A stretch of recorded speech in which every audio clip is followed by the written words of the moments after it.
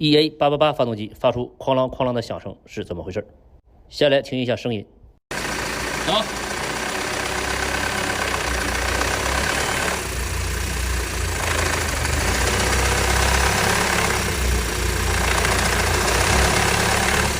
听声音来自缸盖的上部。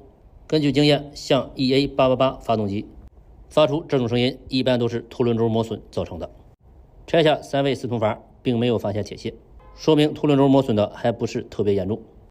接下来我们就要把进气凸轮轴拆下来检查一下。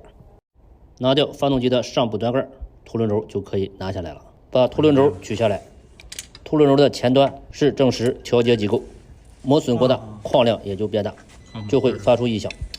完了，这不一样。这个声音和矿量明显偏大。我们拿来一个新的凸轮轴，和这个旧的做一个对比。新凸轮轴矿量很小，声音也很小。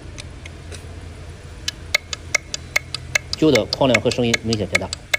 凸轮轴磨损以后，一般会引起发动机故障灯亮，车辆启动困难，一把打不着，发动机抖动、熄火等现象。出现以上几种现象，一般都是凸轮轴磨损造成的。凸轮轴磨损除了本身的质量问题以外，还和使用的机油有很大关系。选择正品机油非常重要。最后附上正常的发动机声音，大家可以对比一下。